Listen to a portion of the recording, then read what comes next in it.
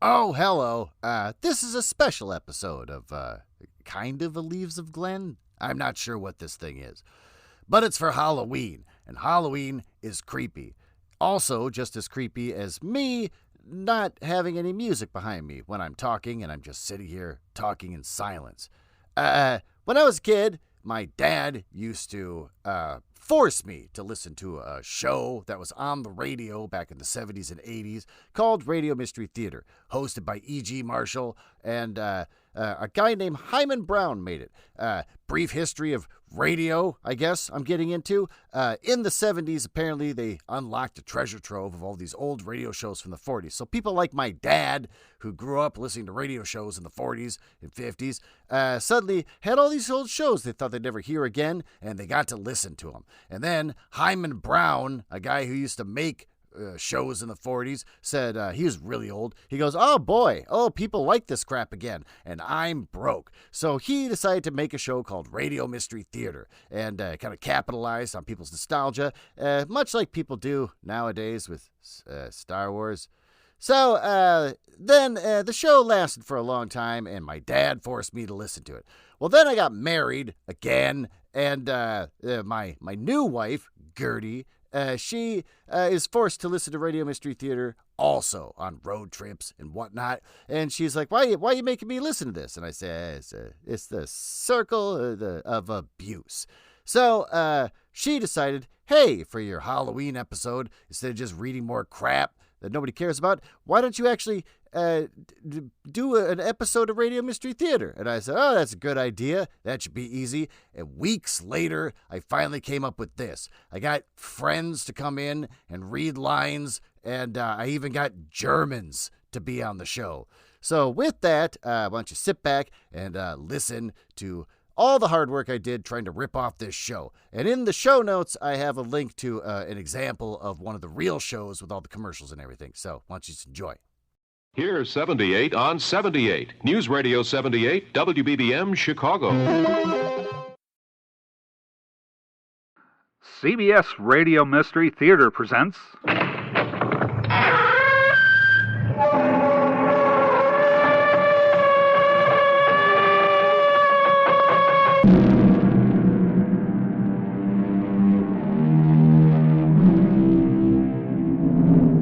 Yeah, come on in. Good evening. I'm P.P. Marshall. It was William Shakespeare who once said, necessity is the mother of invention. It's the quality of mankind that inspires the creation of life-saving things like fire or a pencil. But what happens when the fear that drives survival is focused on mundane events like paying your bills? It leads to petty crime. And when one is driven to steal for survival, they don't consider what risks they have to take.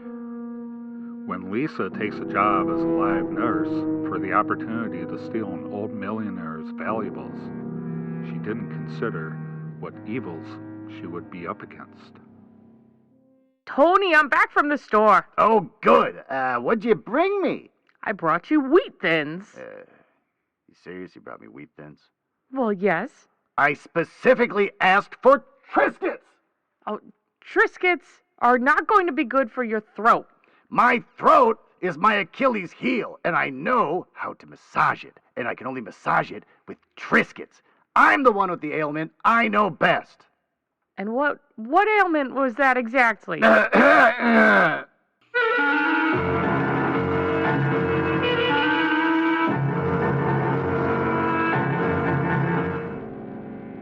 Our mystery drama, The Possessed Nurse, was written especially for Mystery Theater by Glenn Nuzzles and stars Wanda and Emmanuel Rodriguez. And is sponsored in part by Pepto-Bismol and Buick Motor Division. I'll be back shortly with Act 1.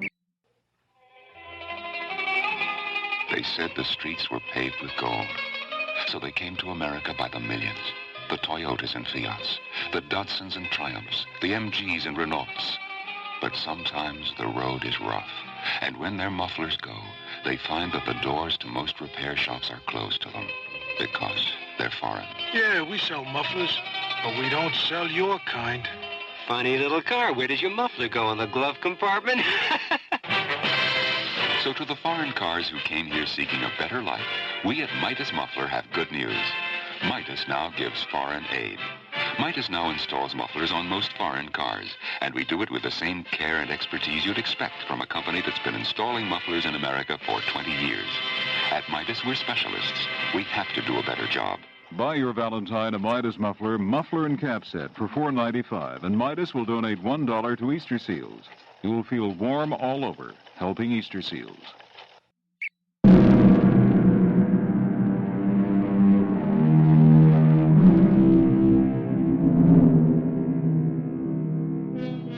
Our story opens on a small, dingy apartment in Staten Island. Lisa Giovinazzo and Andre Van Nolan have just retired for the evening after dinner to enjoy some music and light reading. I really love this music. It has a solid foundation for both beat and tempo. Yeah, the music is fine, but you should really see all the hot gossip in the latest issue of People magazine. There's some real dirt in here on Valerie Bertinelli. I think the power is out. Did you pay the bill? Oh, is that so, Andre? I thought maybe I'd finally been struck blind, just like Youth Pastor Jaden always told me I would. Of course it's a power outage.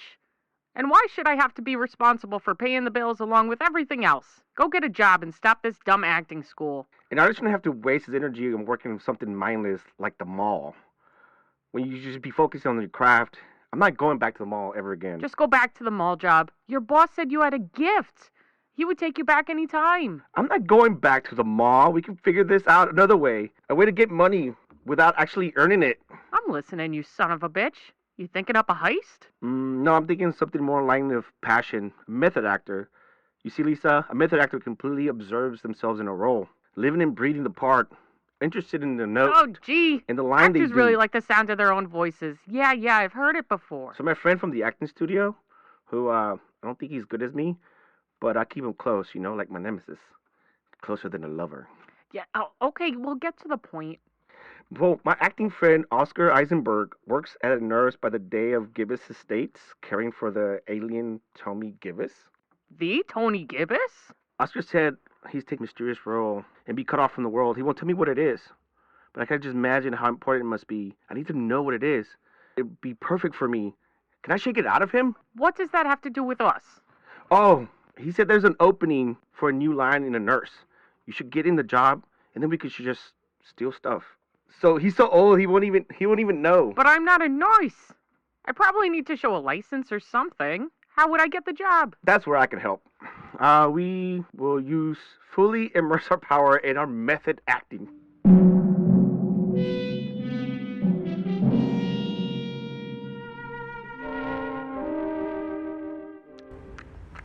Wow, look how big this place is. Hey, you need to focus. Tell me how you feel. Tell me how you feel right now. Well, I feel like an idiot. You didn't prepare me at all. Well, in an actor studio, it's not all about just preparing. You must live inside like a nurse. So think yourself as a nurse. Now go in there and knock them kids out. All you did was make me wear this uniform that you stole from your dumb acting school. You should take your gum before you go in.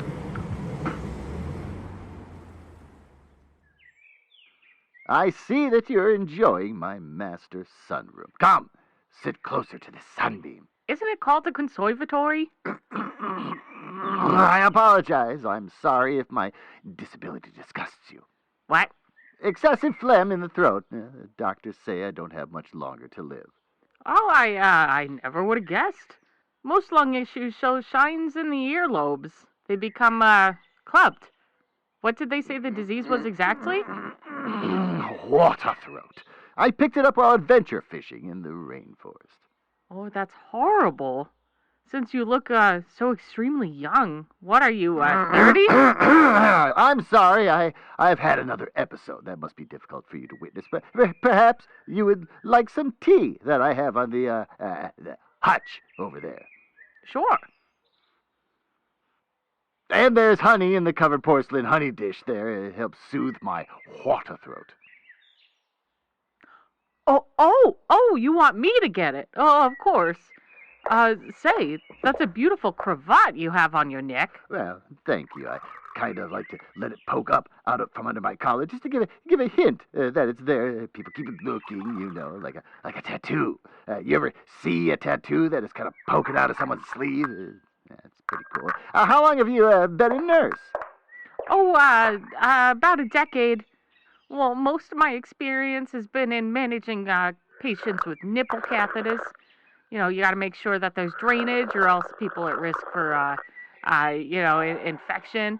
But home care is something that my sister used to do. She was a cargo nurse, and she would, haul supplies into patients' homes. All the catheters you can think of, every size. That's impressive. Do you know how I accrued my fortune? Of course.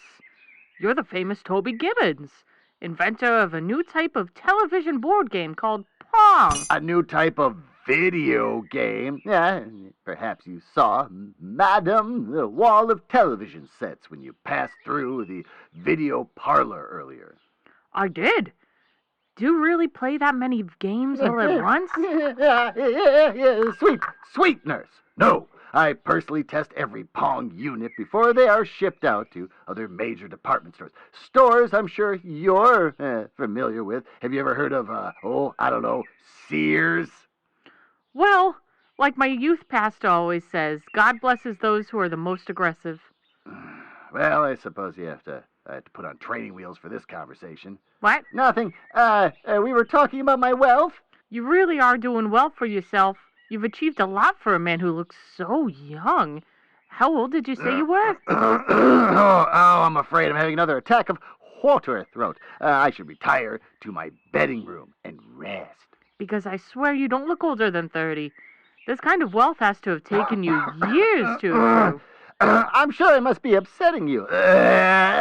The throat waters, I'm afraid, are making me confused and lightheaded. Well, I can go get you any medications you take for that. Where do you keep them? There you go. You're hired. You can start now with those teacups and stuff. Go wash them.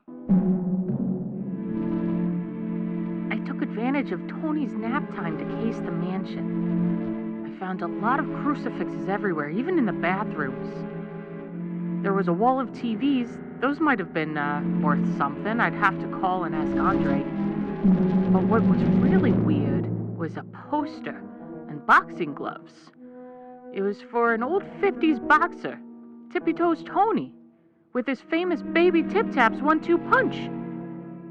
He looked an awful lot like my new boss, Tony Gibbons. But if this poster was from the 50s, and Tony Gibbons couldn't look younger than 30, that man had to be drinking from the fountain of youth. And I was starting to think that maybe it was unholy. I'm going to have to find a safe if this is going to be worth anything to me and Andre. But I'm getting a little scared.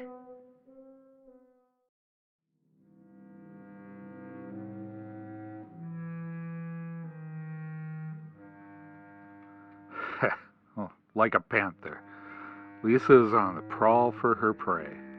Though isn't it strange that our elderly millionaire who needs a live-in nurse seems to be younger than we thought? Isn't it also strange that there seems to be no valuables within his mansion?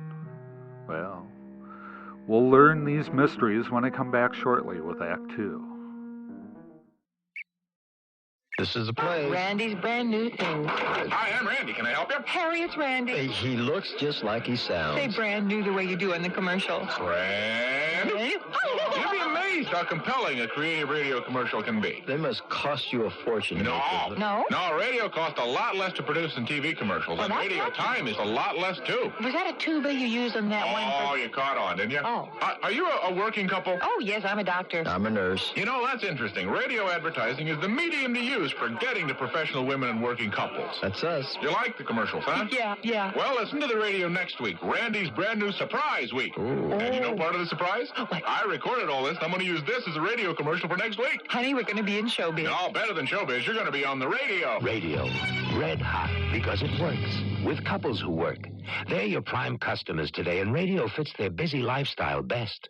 The Radio Advertising Bureau can send you more facts. This station can send you more customers.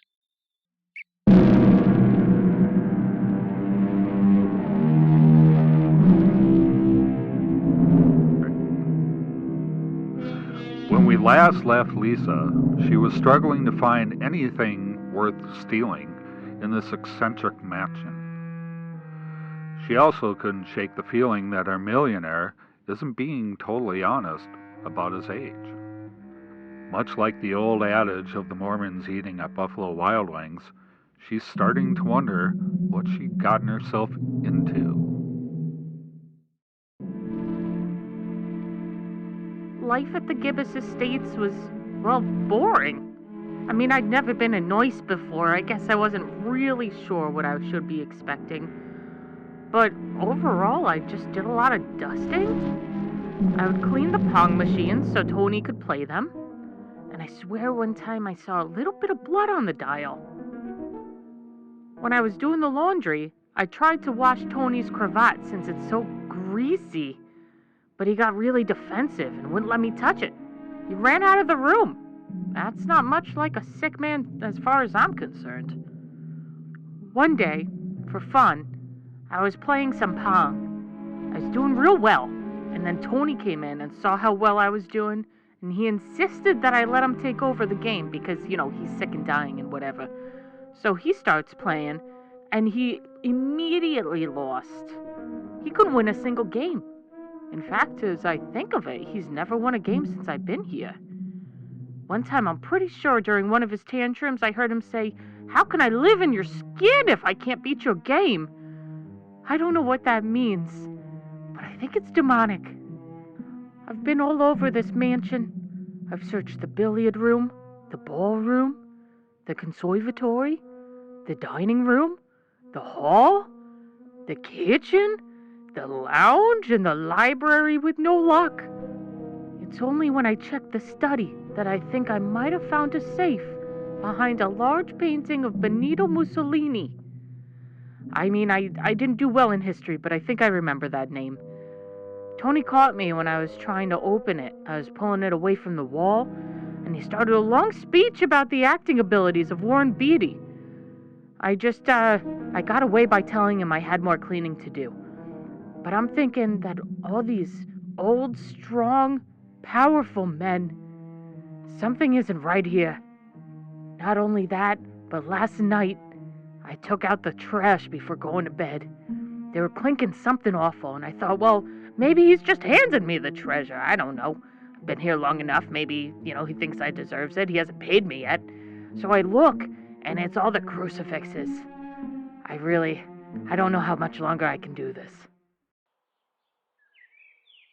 Peter Piper picked it. What kind of ancient tongue is that? He's talking kid stuff, crazy stuff. You left pup in the toilet bowl. Pup? Pup! Fecal matter. Stuck to the inside bowl. Oh, you know that I'm delicate right now. If the smallest amount of pup should flake off when I flush and get in my lungs, it could kill me. You should know that, nurse. I haven't done one noisely thing since I've been here. All I do day after day is take out your trash, clean your bathrooms, and test all your Pong consoles. I've checked the house, and I haven't found any medication for this condition of yours. And what would that condition be? Is that all you're checking for? Oh, I don't think it's very nursely to be snooping around my study. In fact, it seems like you're looking for something more than medication, which I might add is very important if I'm trying to live long enough to participate in the Northwest Bank's float in the Holly Dazzle Parade this Christmas. You know, Tony, someone once said that if you point a finger, there are 3 fingers pointing back at yourself. Sounds like something your youth pastor told you at camp. How did you know what Jaden said? I expect to see the toilet free of pup come twilight.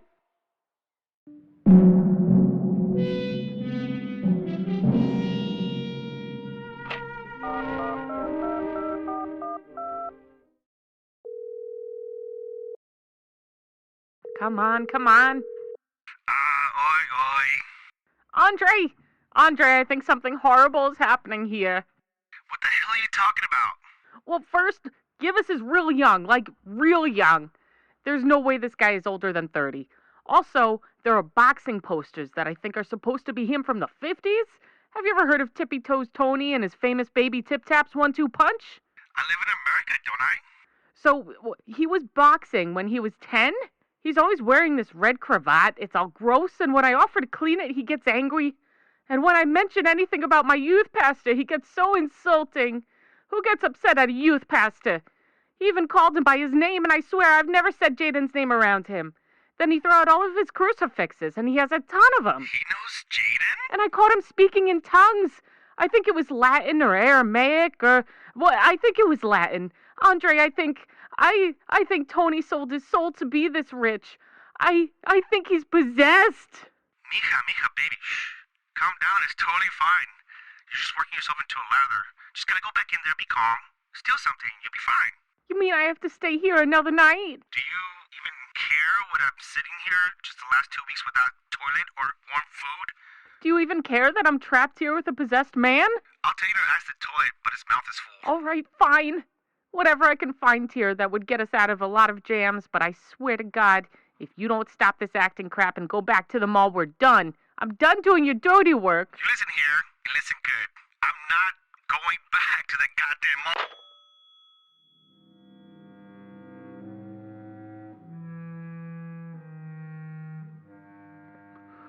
The phrase, "the devil is the worst person to try to steal from," was originally said by Robert Mitchum.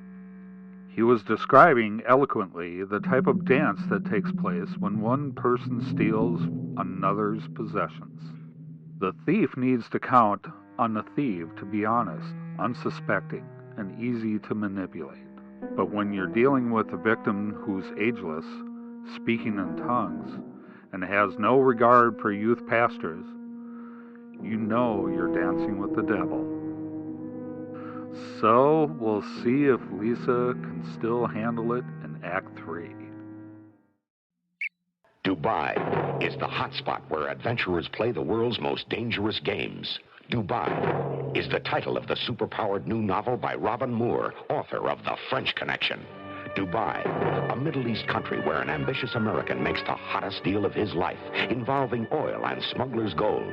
Then he finds that in Dubai, life is cheap and no price is too high for pleasure.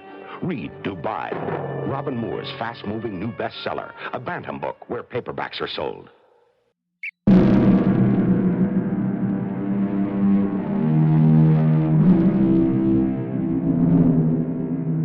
The Internet is a place for solace for those who are confused and scared given its wealth of trustworthy information. Here we find Lisa looking for answers. Well, here I was, Lisa Giovanazio against the world.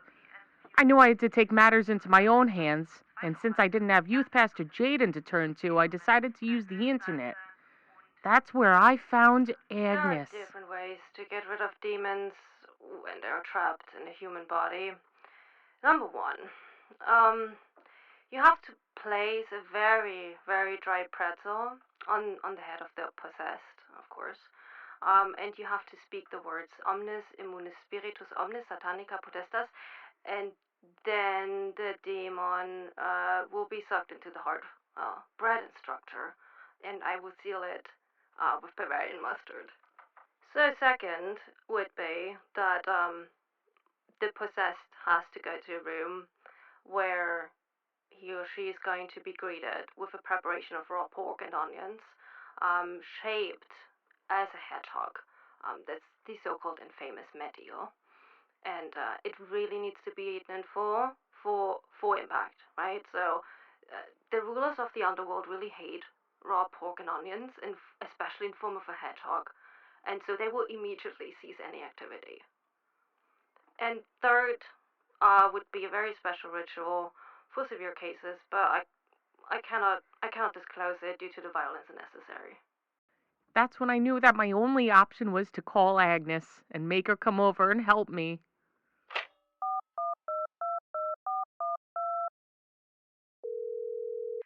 Guten Abend. Who may I ask is calling? My name is Lisa. I'm in America and... This Lisa, you say? Yes, and I'm calling because I need help. I'm a live-in nurse with someone. Hold on. I'm just taking notes. I am very thorough. You say you're in America. May I ask in which region? The Midwest? Was zum Teufel verflucht nochmal? Look, I'm forced to stay in this house with a man who's possessed. He sold his soul to be young and rich, and I don't know what to do. If you could tell me some things I can do to protect myself. Clearly, this is a situation where the demon is inhabiting die Seele. There is nothing you could do to protect yourself. Well, there's one thing. You can take a Mauser 1096 or Sauer 38H with a 7,65 mm Munition, but that doesn't seem like a reasonable option for you at this time. I think your only option is to pay to fly me to this America, and then I will perform the rituals from my ancient land that have been proven effective for thousands of years. Does that sound good? If that's the only thing that would work... In that case, I will be there tonight by 8 p.m. I will hide in a nearby bush or perhaps behind some kind of, retaining wall. And when your possessed man goes to sleep, you will whisk me in, undetected by a sleeping ear, and we will prepare for the exorcism. Please hurry.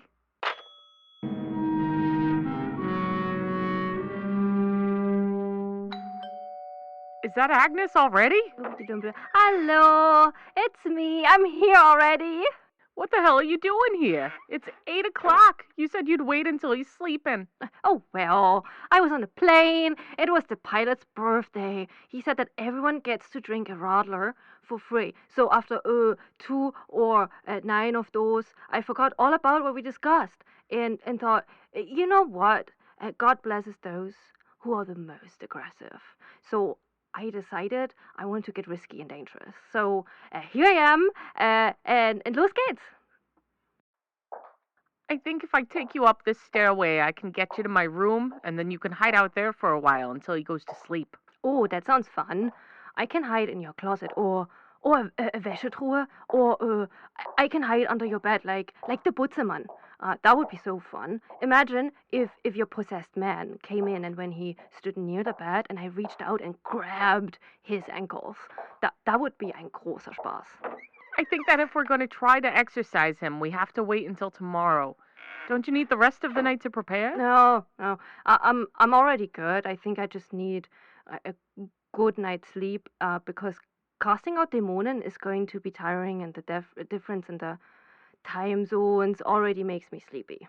I can get a cot to sleep on and you can take the bed. Ach, Quatsch. I sleep under the bed. It would be so much fun, and you better watch out. If your leg hangs off the edge, I might reach up and grab your ankles.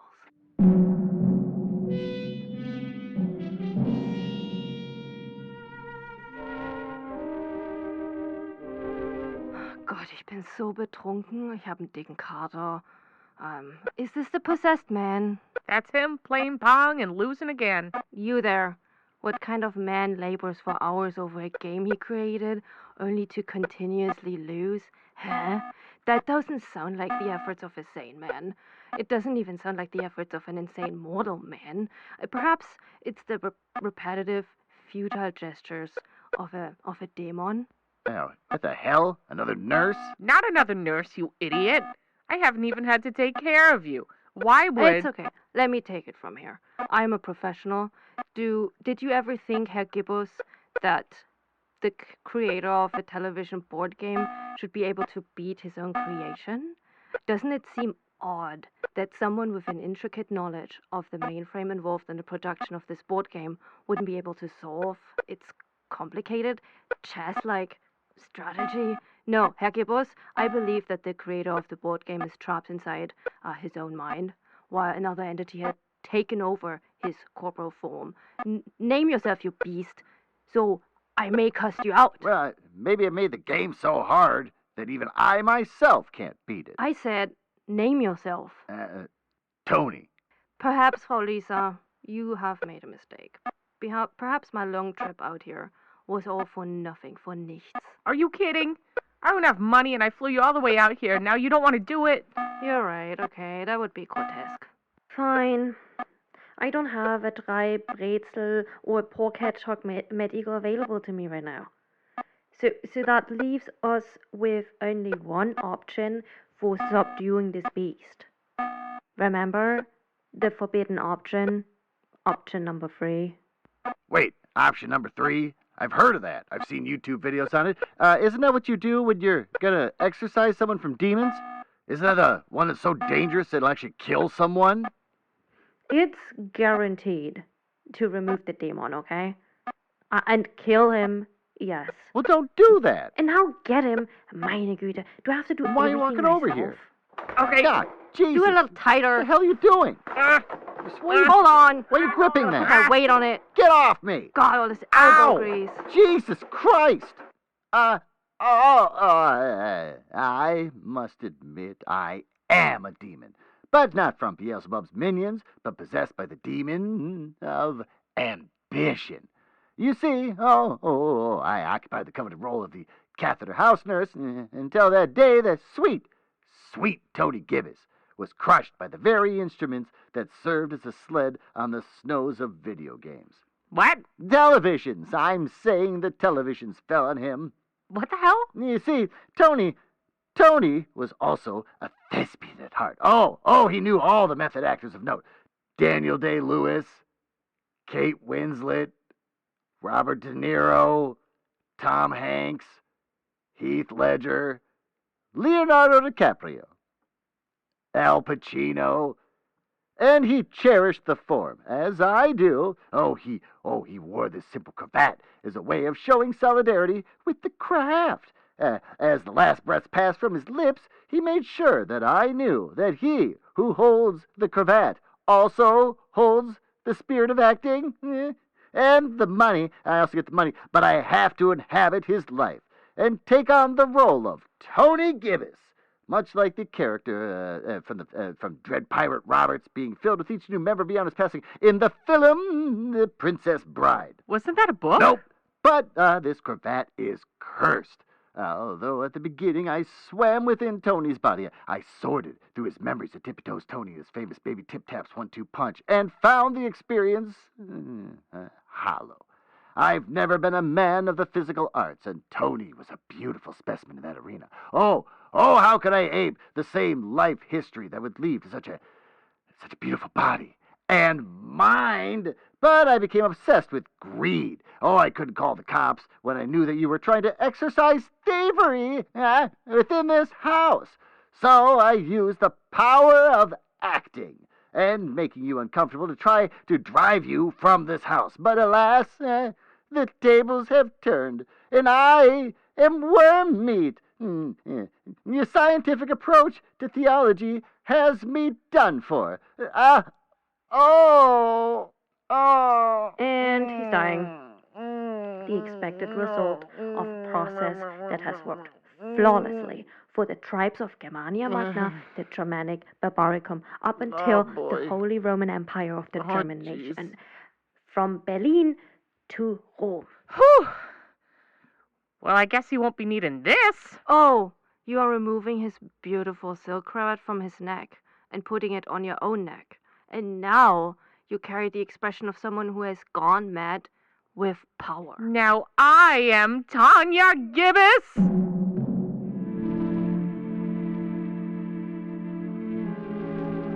Well, dear listeners, what have we learned? When faced with the evil of identity theft, is the devil truly in the details? Aren't we all Tony Gibbous? Our cast included Wanda and Emmanuel Rodriguez, Glenn and Gertie Nuzzles, and your host, P.P. Marshall. The entire production was under the direction of Glenn Nuzzles. And here's a preview to our next tale.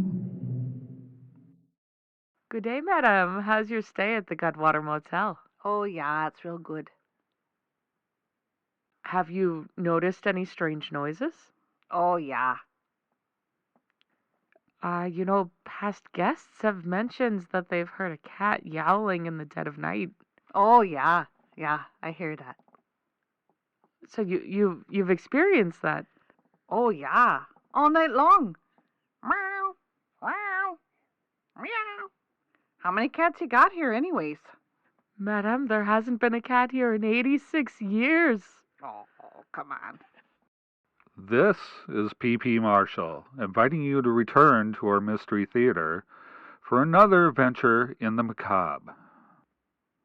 Until next time, pleasant dreams.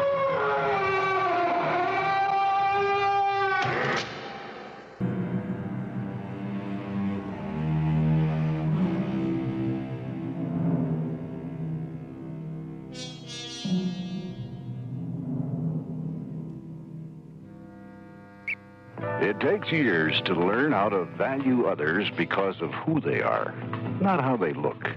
Wisdom comes slowly. Most folks have to do a lot of living to learn it. Or you can sit and listen to someone who has, like an older person. You can spot them by the gray hair or the beautiful lines in the face. God's fingerprints, I call them. Add a few friends at the top of the line today. A suggestion from the Mennonite churches and the Church of the Brethren. When Bill invited Susan to lunch, little did he know that she was a victim of Raven House paperback mysteries. So Donnelly knew Albert was deathly allergic to bee stings. Uh-huh. But I was still surprised to find out that he planted the killer wasp in Albert's car. Well, I don't understand. Why were you so surprised? Well, I thought it was an accident. Oh. So I told the police. Wait a minute. You what? I told the police. You told the police? Why'd you do that? Well, I had to report the accident. Report an accident? In a book? Raven House publishes new mysteries every month. Which one will claim you as its victim? I'm Hyman Brown, producer-director of the Radio Mystery Theater. Before we continue with today's play, I'd like a word with the young people in our audience. When we went on the air with the Radio Mystery Theater, we were delighted to hear from so many of you, telling us how much you enjoyed our radio dramas. Well, now I have more good news for you and your parents, too. On February 5th and 6th, we're starting a new weekend drama series. It's the General Mills Radio Adventure Theater. Every Saturday and Sunday, we'll bring you 2 different radio plays, some based on famous books, plus many new and original stories never heard before. And all will be filled with action, suspense, and adventure. The popular television star Tom Bosley will be our host each week. I hope you'll be looking forward to it as much as we are. And join with us for the General Mills Radio Adventure Theater starting February 5th on many of these stations. CBS News. 2 Soviet spacemen have docked with an orbiting space laboratory in what could be a lengthy mission. This is Doug Poling reporting on the CBS Radio Network. The cosmonauts were launched Thursday night aboard a Soyuz spacecraft and have completed linking up with a Salyut 6 space station, according to the news agency TASS. The Soviets have given few details on what they intend to try to accomplish on this mission, but there is speculation it may be an attempt to break their own space endurance record. In March, 2 other cosmonauts completed a 96-day flight using the same space station. The Soviet press is headlining a different kind of story, this one a response to President Carter's speech in Annapolis June 7th, in which the president told the Russians to choose between confrontation and cooperation. In a 5,000-word article, the Communist Party newspaper Pravda says Mr. Carter's tough line threatens to usher in a new Cold War and could wreck efforts to control the arms race. In Pravda's words, we are not accepting the invitation to join the funeral of détente. More news in a moment. Moog, Moog, Moog, Moog means mileage, mileage, mileage, mileage, mileage. Moog, one of the leading manufacturers of steering and suspension parts, wants you to know how to get the most mileage from your tires. Misalignment can be your tire's worst enemy. Only an alignment specialist can correct it.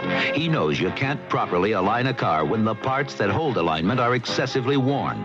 He'll make sure all the connecting links in the front end of your car are sound and dependable. Only then can you get the kind of alignment that will help you get maximum tire mileage.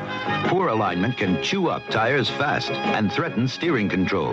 Alignment should be checked at least twice a year by an alignment specialist who will replace excessively worn parts with improved parts by Moog. Moog. M-O-O-G. The right name for wheel-to-wheel security.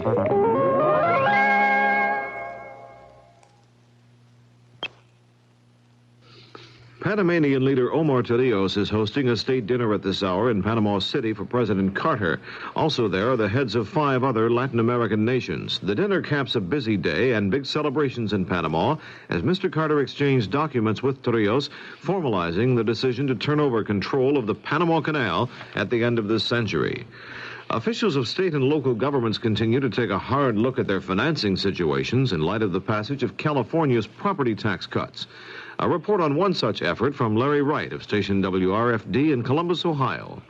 Columbus Mayor Tom Moody, president of the National League of Cities, says his group, prompted by California's taxpayer revolt, has organized a nationwide task force to study municipal finance and alternatives to funding local government. I'm simply saying let us adopt a rational tax picture so that we have an efficient system that collects the minimum amount of dollars and provides the most service for it. And that's what our task force in the National League of Cities is all about. Moody says the project is not an effort to reject voter sentiment or to keep future tax reform measures from getting off the ground. It simply will study the relationships between state and local finances and look for alternatives to the property tax. Larry Wright for CBS News, Columbus, Ohio. In New York Friday night, an agreement was reached to end a 4-day strike against the New York Daily News, the nation's largest newspaper. The settlement is tentative, subject to ratification by striking members of the Newspaper Guild. In a speech in London Friday, Treasury Secretary Blumenthal said Washington is ready to support the troubled American dollar on foreign money markets. He said that support would be in large amounts if that's necessary. For most of the year, the American dollar has declined sharply against the currencies of Western Europe and against the Japanese yen. The State Department says Cuban Prime Minister Fidel Castro has agreed to allow as many as 2,000 people to leave the island and come to the United States. Now this. The music of Matus. It begins high in the old world vineyards of the Douro River Valley. It begins softly, a tinkling on the wind. And then you know, it's harvest time, and the villagers are coming as generations have come before them. They come to pick grapes grown heavy with summer sun and mountain rain. And they come singing, dancing, laughing, and loving. For it is an old world tradition that good wine can only be born in a spirit of festivity. And when the harvest is past, the village is gone, the wine they leave behind is rich with laughter and love. Matus Rosé and White Matus. The taste is light, crisp, and full of good times. A taste that's become a tradition with Matus. Like the music. Come, taste the music of Matus. Matus Rosé and White Matus, imported by Dreyfus Ashby and Company, New York, New York. He came close several times before, but Friday night, Tom Seaver did it. The veteran right-hander pitched a no-hitter. The 33-year-old Seaver led the Cincinnati Reds to a 4-0 win over the St. Louis Cardinals in Cincinnati. The last out was reported by Bob Starr in his play-by-play broadcast for CBS station KMOX. And the 1-2 pitch. Ground ball to the right side. The first baseman Jason has it. The ball game is over, and Seaver has pitched a no-hitter. Seaver has pitched a no-hitter, the first of his career. Seaver had a poor start this season, but he's now won his 7th game in a row and has brought his record for the year to 8 wins and 4 losses. This is Doug Poling, CBS News. Here's 78 on 78. News Radio 78, WBBM, Chicago. The time is 11:30. I'm Fred Partito at the anchor desk. Orson Welles for Vivitar. I've discovered a camera, the Vivitar. It's a pocket camera with a great idea. The electronic flash is built in. The Vivitar flash stops the action, and you get it sharp. You don't have to pose, and you won't miss a picture looking for something to attach. And the Vivitar pocket camera is small, inexpensive, and so easy. The flash is built in. If you want sharp, natural pictures, this has got to be your camera. You can see the Vivitar 700 at Woodfield Camera in the Woodfield Mall in Schaumburg. Call them at 882-4556. You can now see the Vivitar 600 at all Venture stores. And in Glenview, the Vivitar 700 can be seen at Glenview Camera Shop, 1763 Glenview Road. Call them at 724-4279.